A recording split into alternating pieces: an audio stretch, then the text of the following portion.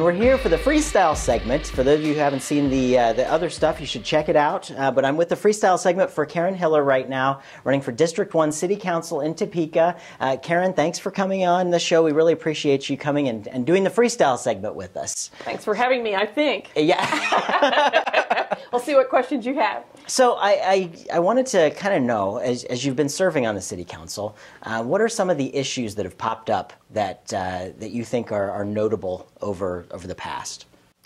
You know, the issues have been all over the place, and they might start small or they might start big. Mm-hmm. I mean, when you start with the budget, for instance, which has been a major challenge for us, it's made up of literally thousands of pieces. And so you can look at how do we reduce the budget? Do we cut money, or do we look at ways to work smarter? I think those are challenges that we have. If you start with just a pothole and then some money to fix potholes, one of the things that I did was said, we have to have a 10-year plan. They had no plan. The voters passed it, and everybody was unhappy about potholes.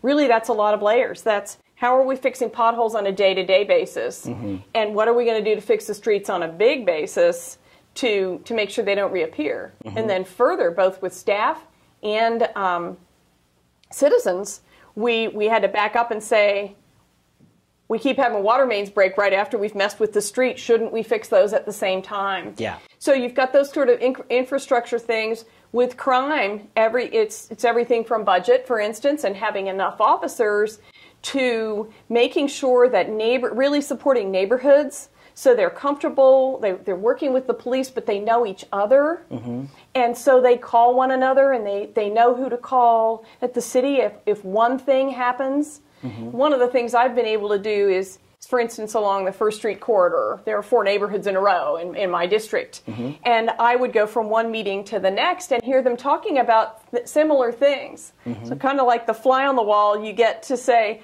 well, you know, you really ought to talk to each other, because people in the next neighborhood heard people breaking into garages at 1 o'clock in the morning. Yeah. So very small things add up to prevention. Yeah. Or solution. And so those are just a couple of real core examples of infrastructure and crime, building that spirit of energy. Mm-hmm. And movement in the city that makes people want to stay or come here. Mm-hmm. Drills all the way down to a business like you have, for instance, on Kansas Avenue, yeah, where you're fully informed about ideas that people have for the avenue, and you're engaged. Mm-hmm. And you also know that everybody in town is encouraging people to eat downtown over their lunch hour. Yeah. And so you feel supported by the community, by your fellow merchants, by the community, and by the city. Mm-hmm.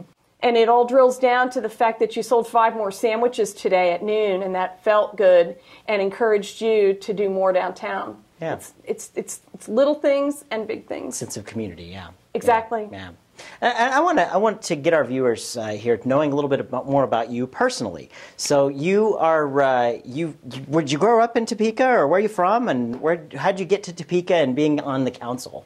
I grew up in Wilmington, Delaware. Okay. Went to Iowa State University and came here days after I graduated in 1974 as then a VISTA volunteer to work in at what was then called the Topeka Housing Complaint Center. Okay. And so I worked all over the city. That grew into what is today Housing and Credit Counseling, Inc. Okay. And I was there almost 34 years and was director for 25. Okay.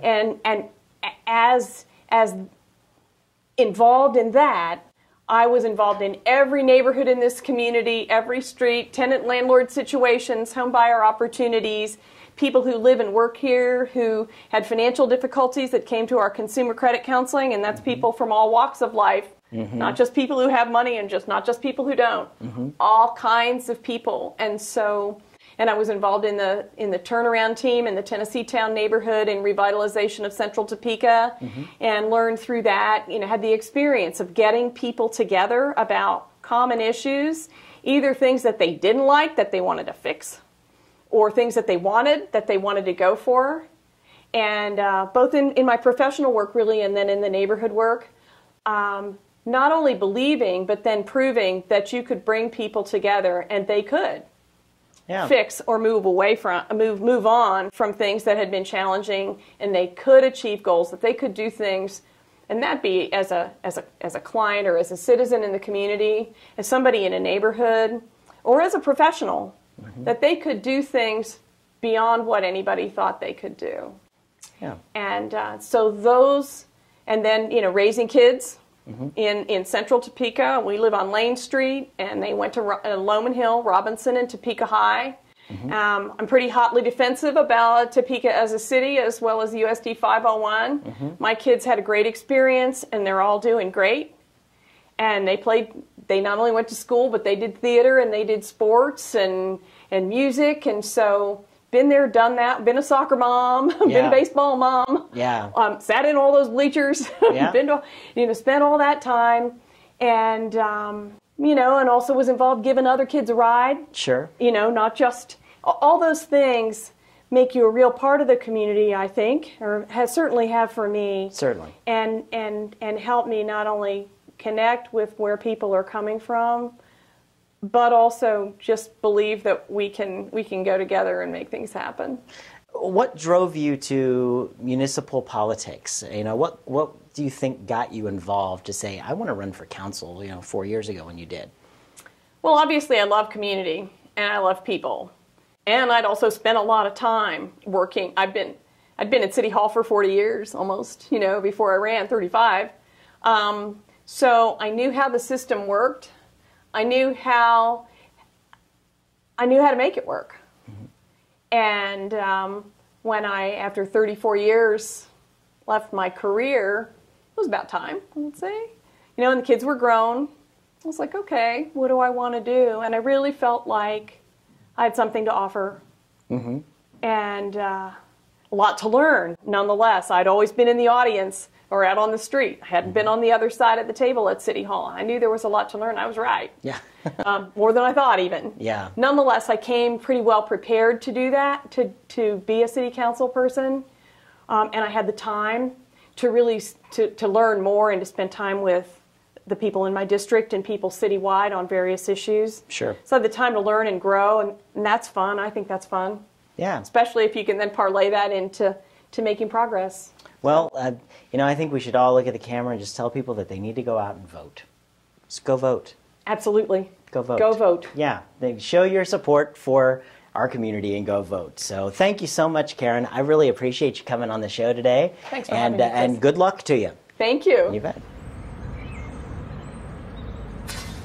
Thanks for tuning in to this episode of TalkAboutTopeka.com. I'm Chris Schultz. If you enjoyed what you saw here, you can help our guests by sharing our links with your friends.